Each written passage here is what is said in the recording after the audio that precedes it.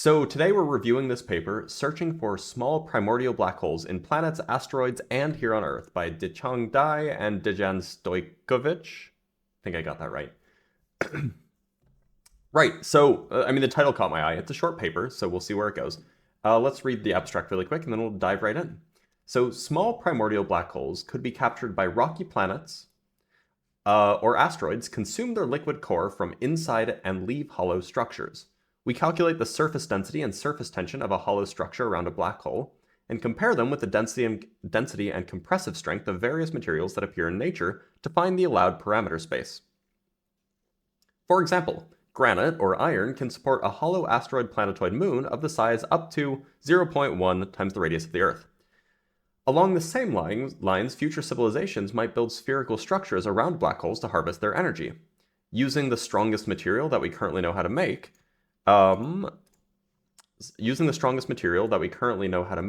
multi-well carbon nanotube, to withstand gravity of one solar mass black hole, the shell must be constructed at distances larger than 10 to the 4th radii of the sun. That's what r sub dot is.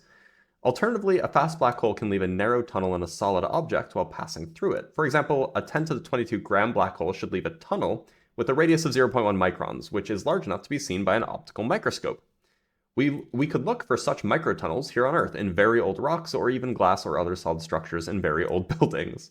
While our estimate gives a very small probability of finding such tunnels, looking for them does not require expensive equipment and long preparation, and the payoff might be significant. So they're saying that it might lead to tunnels. They might look for tunnels that the black holes make. So that's interesting. Right. So let's actually read the paper, right? Let's zoom in really quick. Is my connection okay? Can you guys hear me? There we go. It's a wild premise, but we'll see how it goes. I picked this article because it seems crazy. It seems awesome. So, right. So, small primordial black holes, PBHs, are perhaps the most interesting and intriguing relics from the early universe. They can serve as dark matter candidates, a source for primordial gravitational waves, help in resolving cosmological problems like the domain wall and magnetic monopole problems, etc. However, no convincing PBH candidate has ever been observed so far. The purpose of this paper is to point out a new avenue for potential discovery of small PBHs, the existence of hollow objects like planets and asteroids that we could search for even with existing techniques. Cool. Alternatively, we could use large plates or slabs of metal as effective indicators of a potential PBH passage through them. By small PBHs, we assume here mainly the black holes in the mass range of 10 to the 17 to 10 to the 24 grams, which are still poorly constrained by observations. It has been recently argued that the main sequence neutron and dwarf stars can contain small PBHs in their interiors. So, by the way, main sequence stars are just like regular stars like our sun. A PBH can be either captured by a star, less likely, or be trapped in the interior during the star formation, more likely. Okay, that's interesting. Okay, so the PBH would have already existed, and then a star formed around it. The gas inside these stars could be slowly eaten by such a PBH located inside. We extend this idea to planets and asteroids, which can also be expected to host PBHs. The capture of a PBH can happen during or after the creation of these objects. If a planet or an asteroid has a liquid central core and an outer solid layer as shown in Figure 1, possible structure of a rocky planet or an asteroid, liquid core at the center surrounded by a solid shell, dark gray outside. In general, the central core has a higher density than the outside solid shell, so a small black hole can accrete it more efficiently. Okay.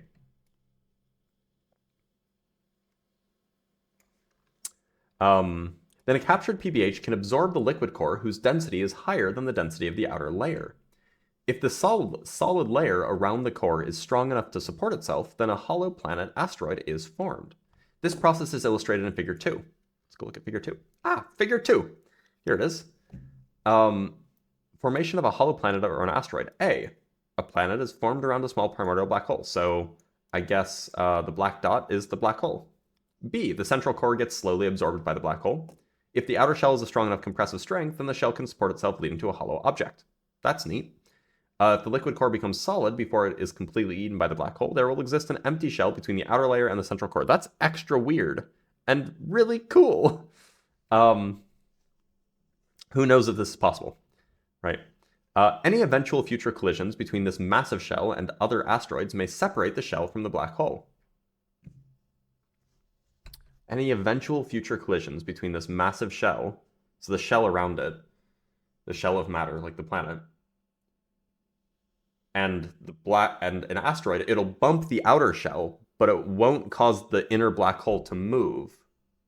So the black hole might separate from the shell, and you just have a shell of... that's so weird. Thus, such a hollow structure may or may not have a PBH currently in the center.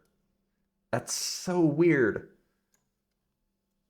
Of course, by the way, these probably don't exist, but it's a cool idea. We should think about it. Yeah, it's a crazy hypothetical. That's what I love about this. I want to know what they come up with. The crucial question in this scenario is whether the massive shell can support itself, or it will crush under its own tension. To answer this question, we will solve a simple general relativistic problem to find the ratio between the surface tension and surface density of the massive shell and compare it with the compressive strengths of the known materials that appear in nature. Why do they have to use general relativity for this? It shouldn't be necessary. We are looking at this paper entitled Searching for Small Primordial Black Holes in Planets, Asteroids, and Here on Earth. Yeah, I don't know why they have to use general relativity for this, but maybe they'll explain. Otherwise, we'll just see if we can solve it using Newtonian physics. As well as with the strongest man-made materials. So they're going to try to use, to find the ratio between the surface tension and surface density. Yeah, I don't know how they're going to do that, but we'll see. It is also possible that an object like an asteroid is completely solid without a liquid core. In that case, the interaction with the PBH will not result in a hollow sphere. Since the cross-section of small PBHs is very small, a fast enough PBH will most likely create a straight tunnel after passing through the asteroid. I love that they have figures. I love figures. It'll look like this. This is the figures. Collision between a fast black hole, black circle, and solid asteroid, gray circle. Great. Before the black hole asteroid interaction. This is so cartoonish. B, as the black hole passes through the asteroid, it leaves a straight tunnel with a cross-section comparable to the PBH's Schwarzschild radius. If the composition of the asteroid is strong enough, this tunnel will not promptly disappear. Cool. Okay. Thus, these diagrams are great. Like, I love it. Thus, the existence of straight tunnels in an asteroid could also be a sign of an interaction with the PBH. The same effect could allow detection of a PBH here on Earth if we look for sudden appearance of narrow tunnels in metal slabs. So you just have a metal slab, and then it's just a sudden tunnel. All right. I mean, this is a serious paper. Like, they're going to do some serious physics. It's just the concept is very funny. All right, let's talk about surface density and tension of a shell around a black hole. So that's the first thing they're going to do. To obtain analytic description of a hollow planet, we now solve the following general relativistic problem. Come on. You don't have to use GR for this. Well, so this is a preprint, so it came out like 2 weeks ago, something like that. Yeah, they're gonna bash this over the head with general relativity. It's fine though. We assume a spherical symmetric spacetime with a metric this. Fine, this is a totally fine spherically symmetric spacetime. And they're going to suppress the Newton's constant, which is fine, and the speed of light. So they're basically just going to imagine that those two constants are 1 and just work in those units. However, we will restore them back when we need to go to SI units. Fine, cool. So this is the metric that they're starting with. Remember, for those who are new here, a metric is a description of space-time, and it's how you figure out what gravity is like. Because remember, gravity is just the curvature of space-time. So in particular, this is roughly the space-time equivalent of the Pythagorean theorem, kind of like a squared. You have a squared plus b squared equals c squared, except it's four-dimensional because space-time is four-dimensional. And because space-time can be curved, the terms in front of, there can be coefficients in front of a squared and b squared and c squared and all these things. So in particular, you can imagine like 5a squared plus b squared equals c squared. That would be like the Pythagorean theorem in like a different spacetime than regular Euclidean spacetime. So here they're modifying the spacetime so that time is warped in a spherically symmetric way, and the radial distance is warped in a spherically symmetric way. And then otherwise, the whole thing is spherically symmetric. This is a spherically symmetric spacetime that has some amount of gravity and some amount of spatial warping. So that's what this object is. It's called the metric tensor. Right. So, and these are the quantities, this a of r and b of r, these two functions of the radial distance r. Those are basically going to capture the spacetime curvature. So we want to describe a central black hole with mass m, surrounded by a massive shell with mass delta m, located at r equals r naught. Okay, so they do have to use gr because they're describing a black hole, that's why. For simplicity, we use a thin shell approximation. The metric function, a of r, takes this form. So when r is smaller than r naught, they find that so for r is greater than r naught, they find that a of r is given by this formula, which is roughly the same formula that you get for the Schwarzschild metric. This is expected because the Schwarzschild metric is just what happens if you take all of the matter and put it at a point.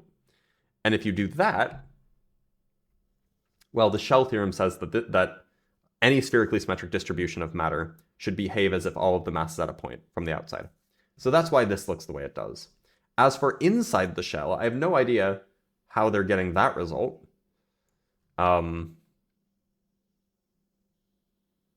Or how they're getting this one. Again, the metric function b of r takes this form.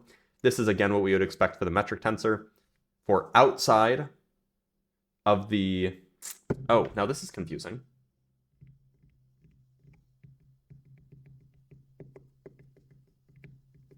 Yeah, this is really confusing.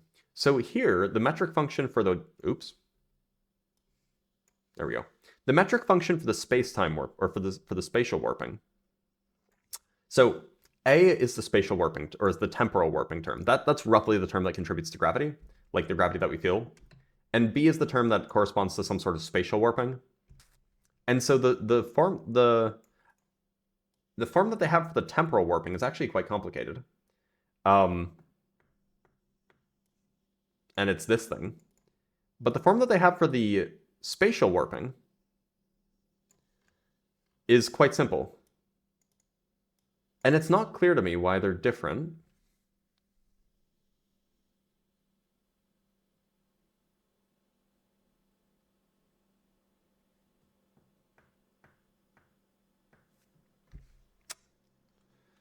And yeah, so it's not clear to me how they got those forms. I mean, it could be that they just pulled it from somewhere else.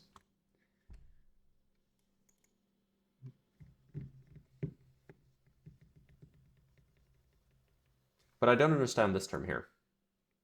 Why is the temporal warping? Why is that functionally different from the spatial warping?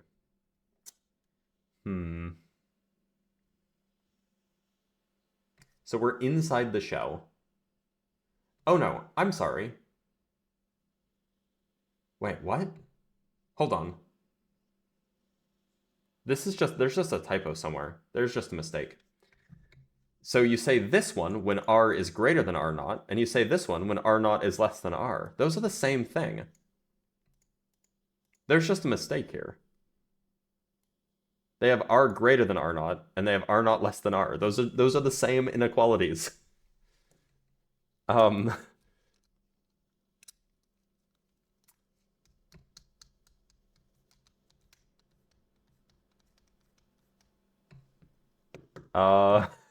Not sure what to make of that. Let's go see if the same error is in the other.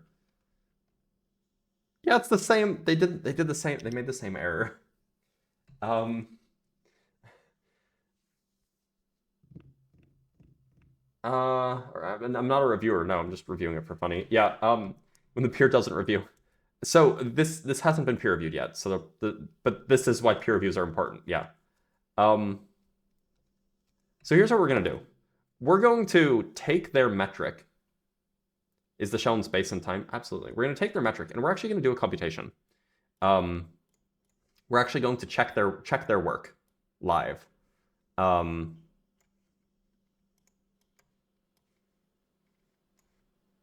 we're going to see if their metric satisfies the Einstein field equations.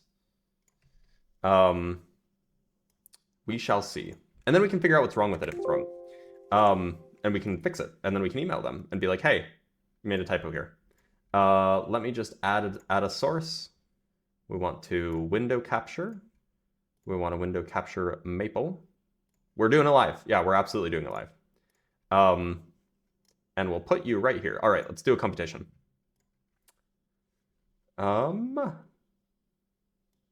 Bring this in just a smidgen.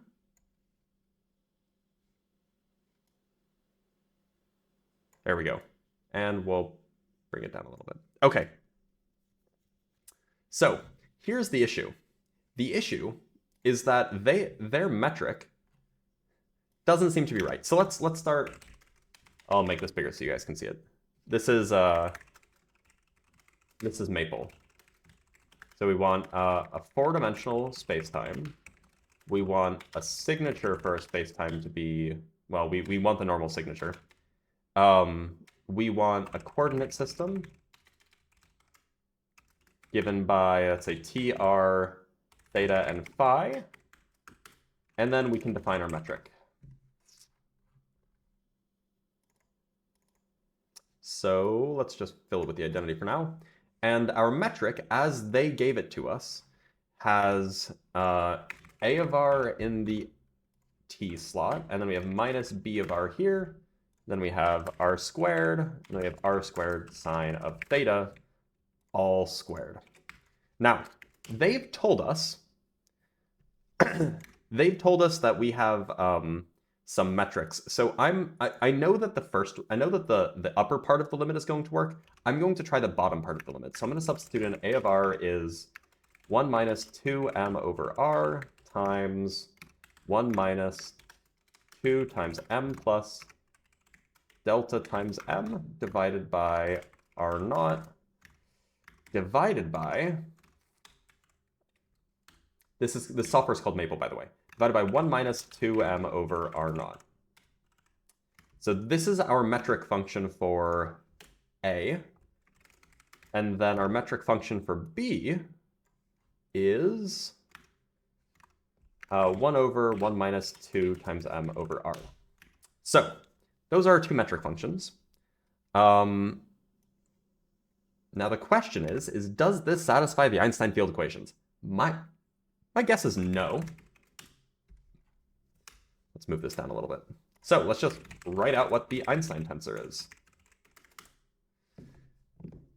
It does not. It does not satisfy the Einstein field equations.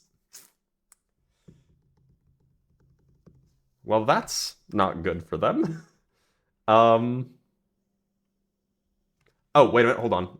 I specified the metric with the wrong signature. That could be it. Let's just... no, okay, it checks out. It checks out. I just gave the wrong metric. I just gave the wrong signature for the metric tensor because I'm used to using the opposite temperature. So yes, so their metric does solve the Einstein field equations. So we found the mistake. The mistake is, let's just hide this again.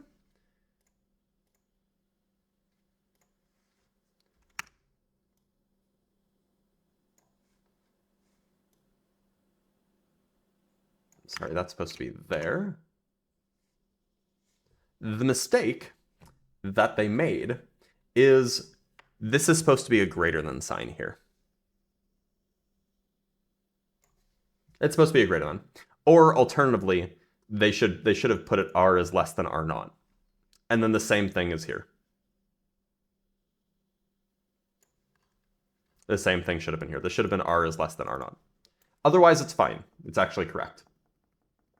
So they write down the Einstein tensor, and then yeah. So this is roughly what we just checked. We just checked the Einstein tensor, and it turns out it's 0. Which is what is this? What is this? Okay. Is this What is this? What's happening over here? What's this overlap? Why is there overlap there? And what does this equation mean? Why are there two g theta thetas? Why are there two of them?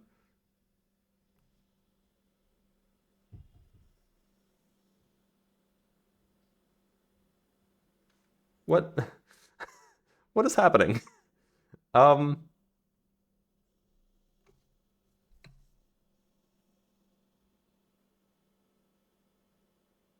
So this is a typo. I don't know what they're trying to say.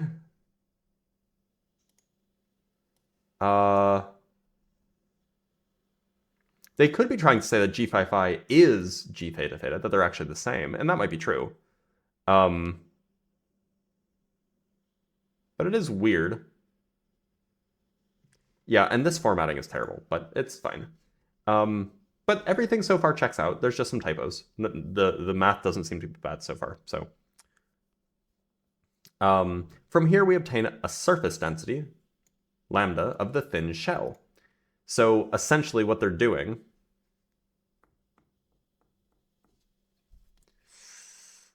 surface density, why is the surface density GTT times... That'll give it an energy density. GTT is the energy density component. And why are they multiplying by the square root of B? Because that's the dr component. Okay, yeah. So they're getting a surface density. This is fine. So far, so good. This minus sign is a little bit puzzling. Oh no, that minus sign is there because they're using the wrong signature, but that's fine.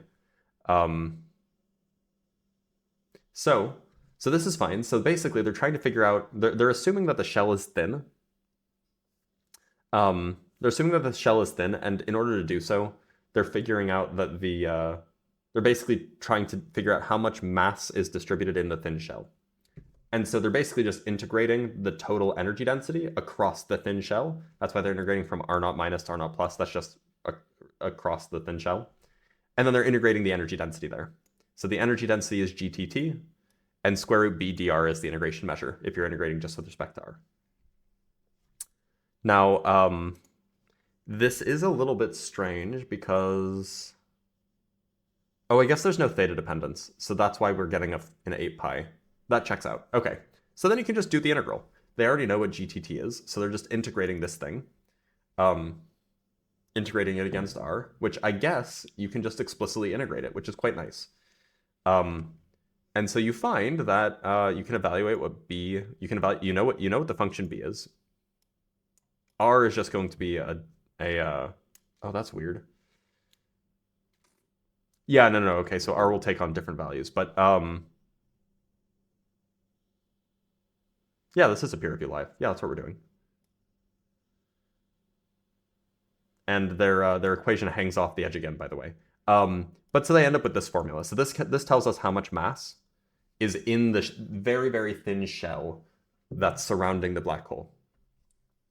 It's based off of the mass of the black. It involves the mass of the black hole, the radius of the thin shell, the total mass of the thin shell, which we probably could have figured out.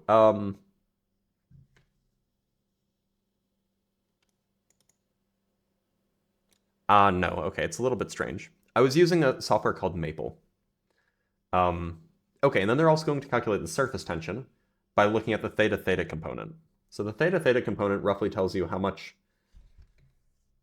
Does the theta-theta component give you surface tension? That is really weird. Is that true?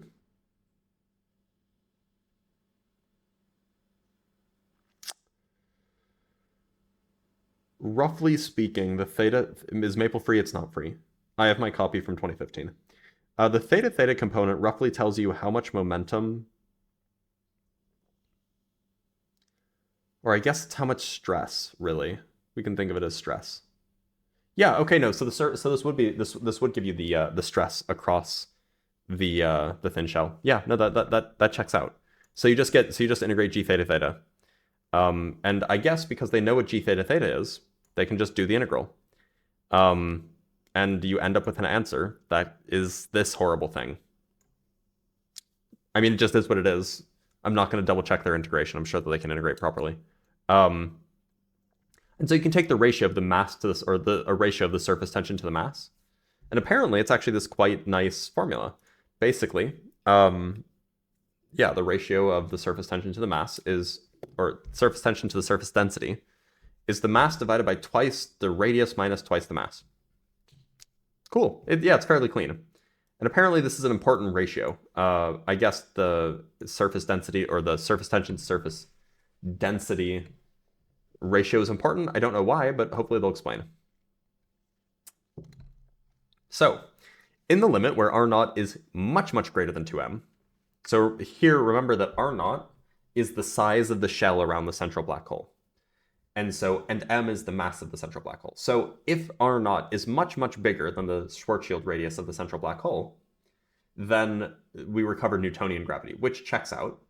The surface tension is just m over 2R0 in that case. And if tau equals lambda over 2, meaning tau over lambda is a half, we recover the photon circle, the region of space where gravity is so strong that photons are forced to travel in orbits. Yeah, okay. Very, very thin. Infinitesimally thin. Okay, so they're basically taking the two different limits. So you can have one limit where, what would you need? You would need that R0 is, yeah, so if R0 is 3m, so you have your Schwarzschild radius of your black hole. If you go 50% further out, then that means that the surface, that means that the tension to mass density would, or that the tension to mass density is a half. And it also means that the shell has to be moving at the speed of light, which can't happen. So the question is, Newtonian gravity is mainly due to time distortion, yeah. Yeah, the m over 2 R0 minus 2m was found from integration, absolutely. Basically, they integrated to find lambda, they integrated GTT to find lambda, g theta theta to find tau, and then they took the ratio of the two. Right. So whether the shell can be supported without crushing depends on the ability of the material to withstand surface tension. In other words, the surface tension must be smaller than the compressive strength of the material. So you have a shell that wants to collapse in on itself, and in doing so, it would pull the surface tension, or no, let me rephrase. There's two forces fighting against each other. There's surface tension, keeping the thing up.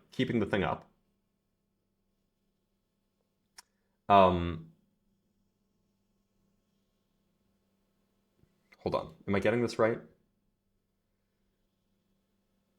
Yeah, the surface tension has to be smaller than the compressive strength of the material. So what we need that we have a material whose compressive strength is strong enough that it can hold itself up against the surface tension that's trying to pull it in, effectively. So the density and compressive strength of common materials found on asteroids and planets are listed in Table 1. Let's go look at Table 1. Cool. So the density for multi-wall carbon nanotubes, 1.8 mega... Who uses megagrams? What? What is this paper?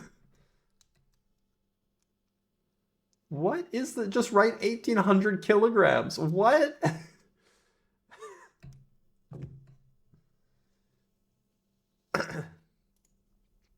Gigapascal is fine. Megagrams is hilarious.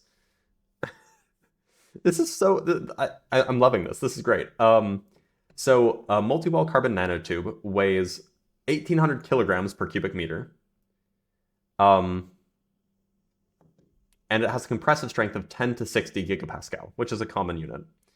And so, in fact, from this, we can figure out what the maximal value of this compressive strength ratio is. How do we figure that? How do we get that? So we need that.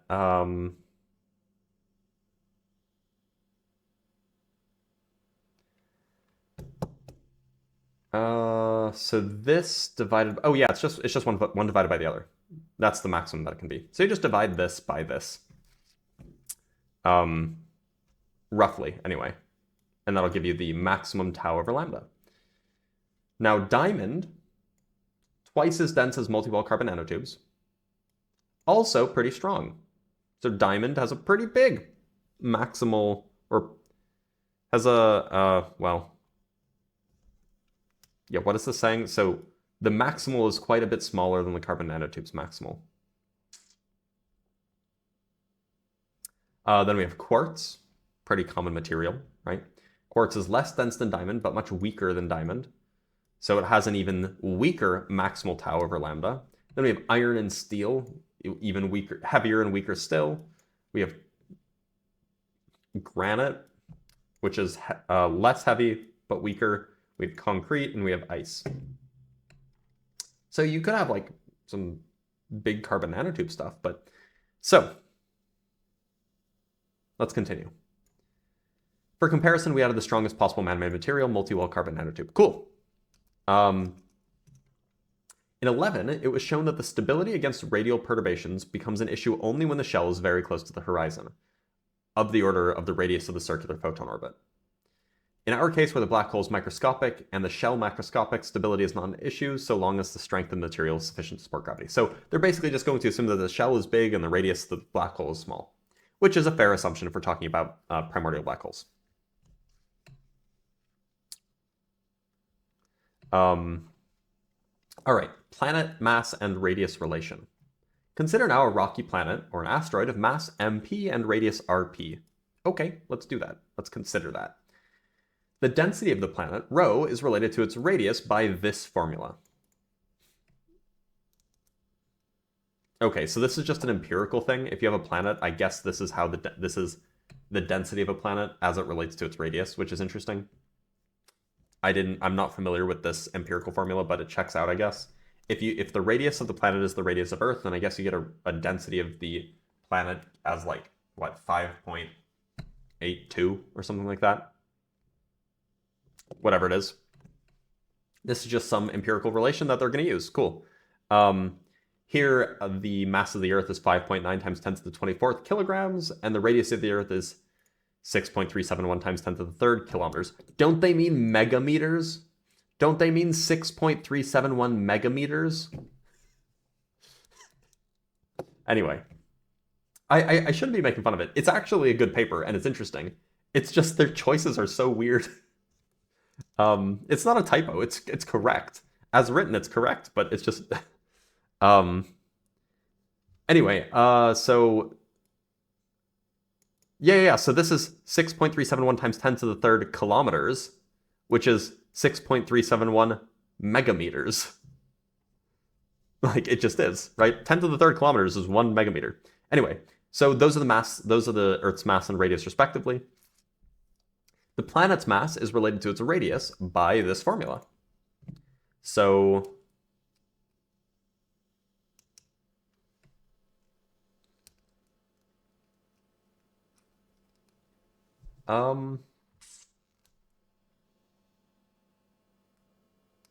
how did they figure this? Where did this come from?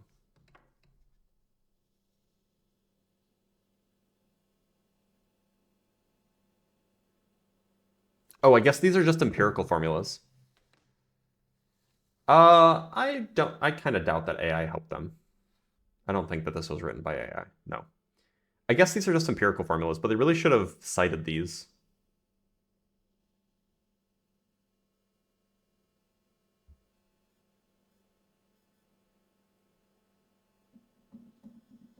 Well, we can keep going. They should have cited them with like a citation, like they did for this formula. Unless these formulas refer to the citation for these, which is possible.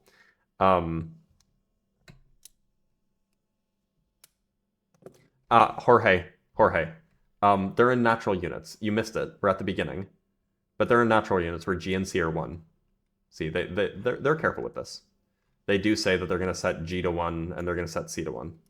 So that's why they're able to subtract a radius from a mass. They're being careful. Or at least are being fairly careful. Right, okay. Right, okay, so let's talk about the parameter space. So we have a formula for the mass, we have a formula for the density, that depends on the radius. So we plot the main result in figure 4, okay? So we plot the radius of a stable hollow object in units of the radius of the Earth on the y-axis, radius, and its massive units on the in terms of Earth masses on the x-axis. We take granite as the main material that the outer layer an object is made of, with so assuming it's made out of granite, and they have a ratio of 1.3 times 10 to the minus 12, I guess. The dashed line is the planet mass relation. Okay. The solid line is from equation 10, which we're not at yet, so maybe we shouldn't. Or no, we are. The solid line is from equation 10, so the region above the line allows for the hollow shell structure to exist.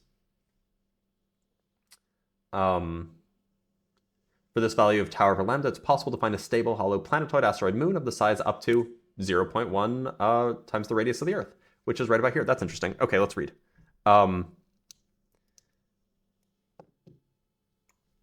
Wait, what did they cite? They cited Wiki? What? Why did they write it this way?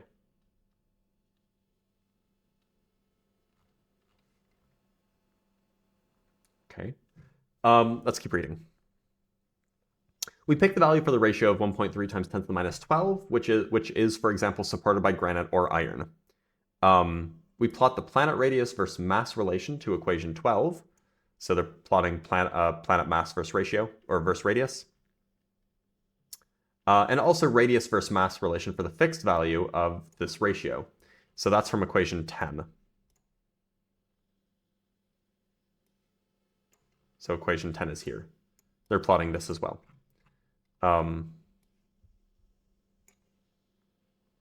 Right, they're trying to calculate a sphere that wouldn't collapse with the black hole in the center. Right. Where were we? While m in equation 10 is the black hole mass, we assume that its mass is smaller than the planet's mass, so the maximum gravity at the outer layer is about the mass of the planet. The region above the solid line is the allowed region supported by granite or iron. So everything above this is allowed. That's interesting.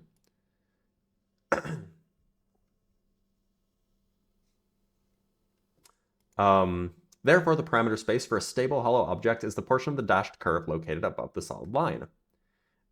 We see that it is possible to find a stable hollow planet, or rather planetoid asteroid moon, of the size up to 0.1 times the radius of the Earth. Several asteroids and planetoids which have or have ever had a liquid core were found in this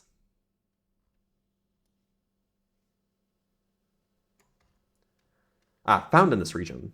First example is Lutetia, which has a diameter of about 100 kilometers, a mass of 1.7 times 10 to the 18th kilograms, and a density of 3.4 grams per cubic centimeter. The other one is Vesta, which has a diameter of 525.4 kilometers, a mass of 2.59 times 10 to the 20 kilograms, and a density of 3.456 grams per cubic centimeter. Cool. These and similar objects should be the focus of future observations aimed to look for the candidates in our vicinity whose liquid core was eaten by a primordial black hole. It is interesting that some asteroids, like Bennu and Ryugu, are possibly hollow because of their low mass density. That's so fascinating. Though the most likely explanation for the low density is their rubble pile structure, their discovery and measured properties imply that the search techniques already exist for this type of asteroid. Maybe Bennu has a black hole at the center. Who knows? Oh, now they're talking about stuff built by future civilizations. Structures built around black holes by future civilizations. Okay. The calculations we presented here can be used in another technically similar context. Namely, it has been argued in the literature that future civilizations may construct a shell outside of a rotating or non-rotating black hole in order to harvest energy from it. In the case of a non-rotating black hole, one would dump waste and other raw material and harvest pure energy in the form of Hawking radiation. This implies that such a black hole has to be very small in order to achieve a reasonable Hawking energy flux. In the case of a rotating black hole, one would harvest energy emitted from the accretion disk. That's the part that swirls around the black hole that gets really, really hot. we can then readily calculate the safe distance at which the harvesting structure must be placed. Ah, okay. Figure 5 shows the required tau over lambda ratio to construct a massive shell around a solar mass, which is 3.955 times 10 to the 30 kilograms, black hole with a gravitational radius of around 3 kilometers. Let's go look at figure 5.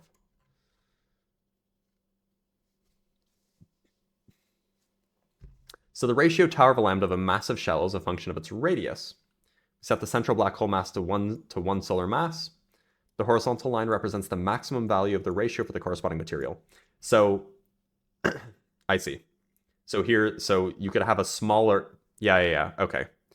So you could have smaller, the vertical line represents a radius of 1 AU, okay. Which is 1.4 times 10 to the 11 kilometers. The x-axis units are in radii of the sun, I guess.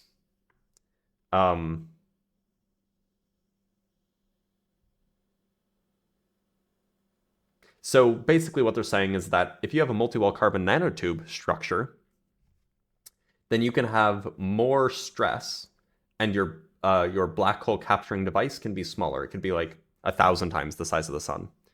They're only assuming a stationary black hole here, non-rotating. Technically rotating black holes are stationary too. Static, I should say. However, if you want to build it with iron, then you need a much, much larger, even like you would need a capturing infrastructure that's bigger than the orbit of the Earth. Oh, here, I think they're just assuming it's stationary. Once you add rotational stress, then it'll probably fall apart pretty easily.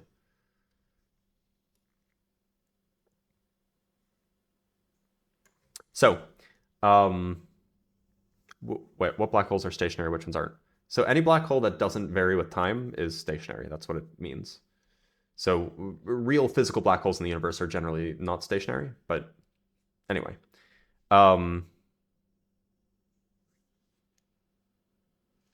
Rotating would imbalance the forces. That's the trouble.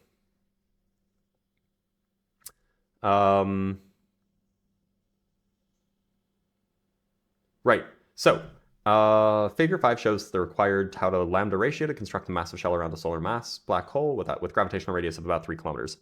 The strongest material that we currently have is the multi-wall carbon nanotube. Even if this material cannot withstand the black holes that the gravity cannot withstand the black hole's gravity at 1 times the radius of the sun, and the shell must be constructed at distances larger than 1,000 solar radii. While our calculations assume the metric of a non-rotating black hole, we do not expect that the order of magnitude estimate will change significantly for a rotating black hole, especially since this distance is far greater than the size of the ergosphere of the black hole in question. Yeah, that's reasonable. Basically, the structure is in the Newtonian regime, so rotation of the black hole does not change much. However, if the entire structure rotates around a black hole, it can be established closer to the black hole. Ah, there's the kicker. Timescales.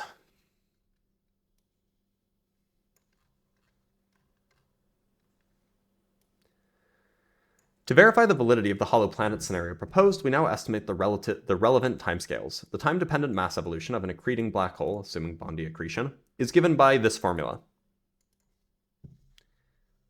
So this is how long it takes to accrete. This is the rate at which it accretes, I guess, for a black hole that's just in some matter.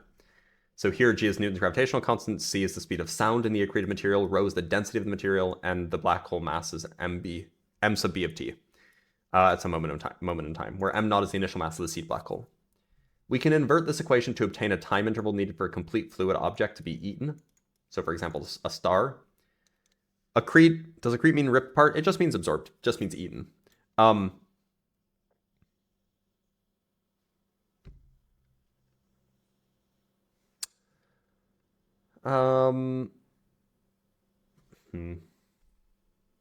Yeah, so they invert the equation. And they just get an equation that tells you how long it would take to eat the core. In mega years, of course. So they're trying to figure out the rate at which a black hole accretes matter. If the original liquid core of something is liquid, the original core of a planetoid is liquid, and you have a black hole at the center, how quickly is it going to gain that mass? So, this is just a analytically derived formula using something called Bondi accretion, and you get this formula, and so you can invert it to try to find the amount of time that it takes to fully absorb an entire mass. And that's what they have here. This is the time to absorb all of the liquid. Roughly in units of mega years, which is quite a lot, but, you know, it is what it is. We see that this time is at least a mega year, or longer if convection is considered, if the mass of an object is larger than the mass of the seed, primordial black hole. However, if a planet contains a central liquid core, the time to consume only the core could be significantly reduced. For example, a liquid core with a radius of 1 kilometer has a mass about 3 times 10 to the minus 18th times the mass of the Earth. If the mass of the primordial black hole is 10 to the minus 12 to 10 to the minus 10 Earth masses, which is within the range of primordial black holes which are not well constrained by observations, the time interval will be reduced by a factor of 10 to the minus 6 to 10 to the minus 8, bringing it down to years or months instead of millions of years. This is saying that if you have a fairly small central liquid core, then the black hole could eat that central liquid core quite quickly. All right, and then there's a few other things that they consider: straight through tunnels through asteroids or solid material on Earth. Okay, maybe there could be straight through tunnels. In the case of the interaction between a very fast small black hole and a solid asteroid, we argued that a narrow tunnel going partially or completely through the asteroid could be formed. Since the tunnel is very narrow compared to the asteroid size, the material strength requirements to support this tunnel will be less stringent than in the hollow planet asteroid case. Thus, the results we derived above for the hollow case could be viewed as a very conservative limit for the tunnel case. It was argued in 15 that a possible signature of a small primordial black hole transit through Earth are low magnitude earthquakes, while the non-seismic damage due to the impact would be negligible. So are black holes causing baby earthquakes? Who knows? Maybe. Along the lines we presented here, we point out that in fact, a large flat slab of metal, or any other solid material, can serve as a very effective small black hole detector. We can prepare a polished slab of metal and scan its surface over time. If a straight tunnel suddenly appears, it could be an evidence of a passage of a small black hole. For example, a 10 to the minus 10 Earth mass black hole should leave a tunnel with a radius comparable to its Schwarzschild radius, i.e. about 0.1 microns. Such a tunnel should be easily detectable with an optical microscope. No. No? You can't detect things of that size with an optical microscope. No, a micron is it's a micrometer. It's a millionth of a meter. That's 100 nanometers. 100 nanometers is too small to see with optical microscopes. But that's okay. It should also be easy to distinguish a small black hole signature from a micrometeorite. A micrometeorite would leave a dent on the slab rather than producing a tunnel. Also, such a black hole should not be fatal when passing through the human body. While its kinetic energy can be huge, the energy that it can release during the collision with the human body is small. Since the tension of the human tissue is small, it will not tear the tissue apart. That's good to know. I'm glad that it's not lethal. Yeah, it's too small because visible light wavelength is greater than that. Exactly. The dark matter density. What? Where are we going now? What? Okay. The dark matter density around the sun is 0.43 GeV per cubic centimeter. GeV is a unit of energy, but we can treat it as a unit of mass. While the sun's velocity relative to the Milky Way is 220 kilometers per second. The flux of dark matter particles, number of particles per unit area per unit time, is given as the number density times the velocity. That's what ND is. It's the number density of the particles. And velocity is their velocity. Okay, I see why they're talking about dark matter. If all the dark matter is made of PBHs with a mass of, 10 to the 14th grams, then the PBH flux would yield around 10 to the minus 16 crossing events per year through the plate with an area of 1 square meter.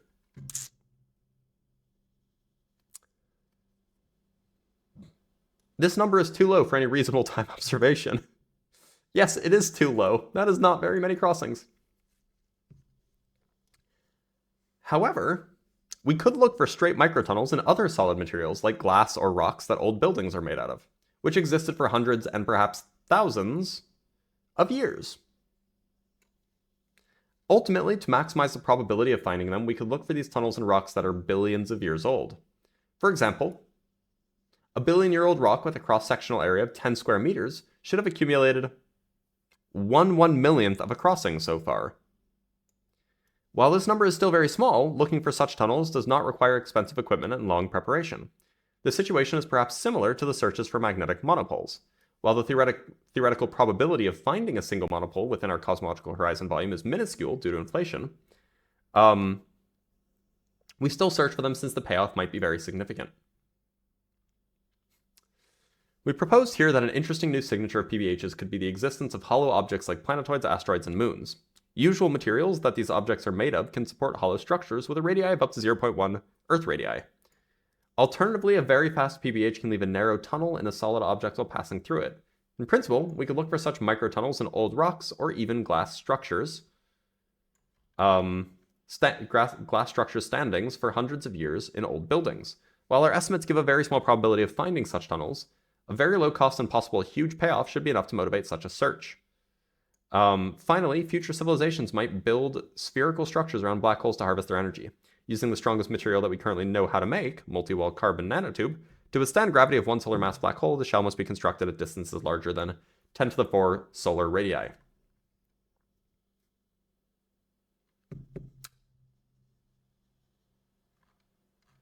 What a paper.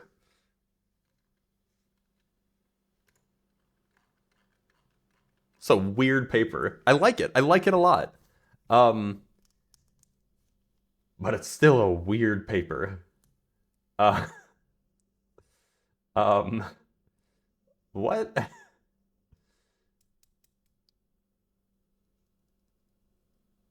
So,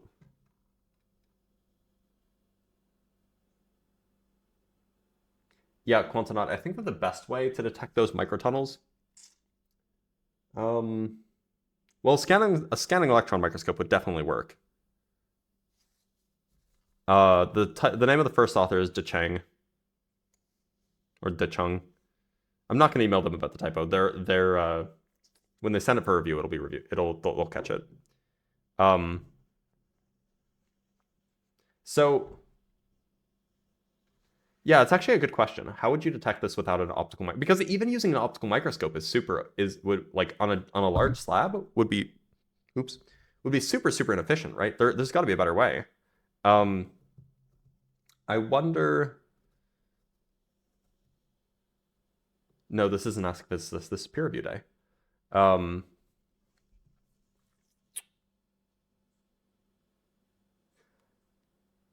don't know how lasers would help. Yeah, but the thing is you can't just bring.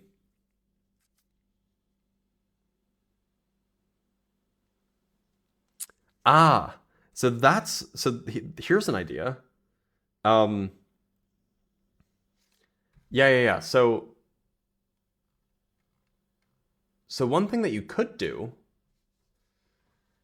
is you could, if there's air inside of the tunnel, which there would be because these are a few thousand, could the tunnels act as an electrical channel for air? Because I imagine, is the electrical breakdown?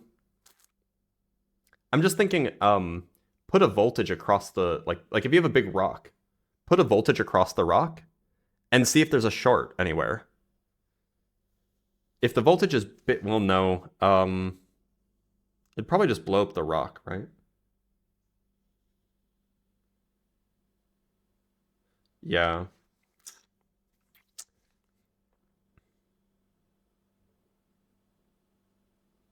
Yeah, but the problem with scanning with AFM, the trouble with that is that these are huge slabs. They're like several square meters. So it would take a huge amount of time.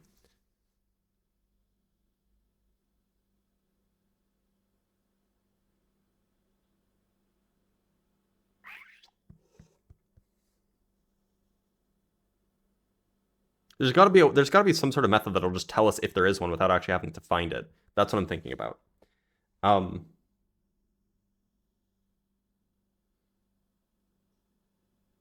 mean, so one thing that you could do is you could take a really, really thin slice, and then you could just pressurize water and see if water leaks through.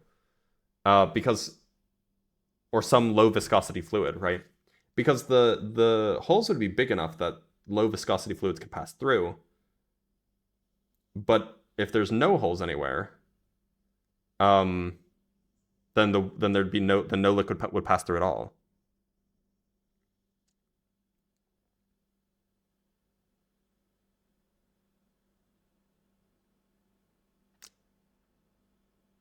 How would you differentiate between a microtunnel and natural erosion? That's a good question. You would have to actually locate a tunnel, right? Yeah, that's a good point. Rock is porous.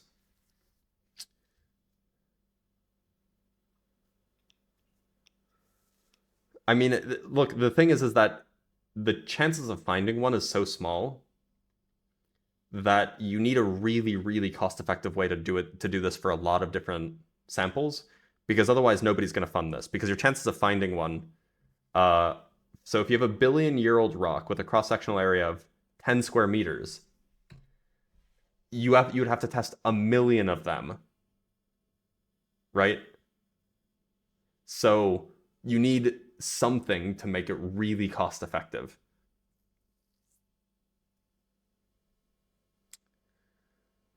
The hole isn't, or the hole is small enough that it would diffract light.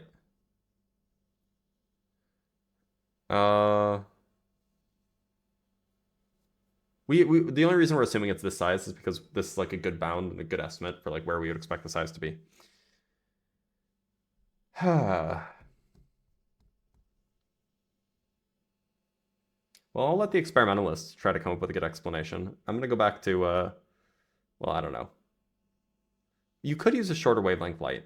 The trouble is the shorter the wavelength, the more likely it is to penetrate. I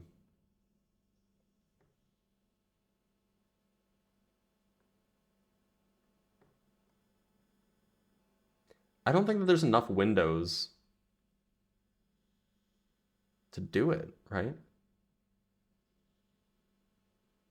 Like for a billion-year-old tunnel, or a billion-year-old rock, it's 10 square meters in size. You'd have to check 1 million of them, right? So if you have like a few square meters of windows that are a few hundred years old, you'd have to check like 1 billion of them, at least, or like 100 billion or something. It's just too many.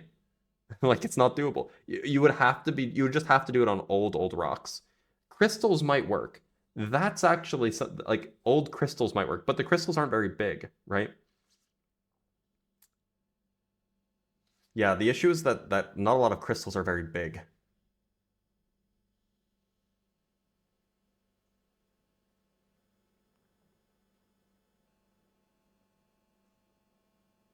If you were to find such a hole, it would prove the existence of, at least it would be evidence towards the existence of primordial black holes. Well, certainly interesting. I'm going to end the live here, but for everybody who's watching on YouTube, thanks for joining. For everybody who's watching live, thanks for being here. Have a good one.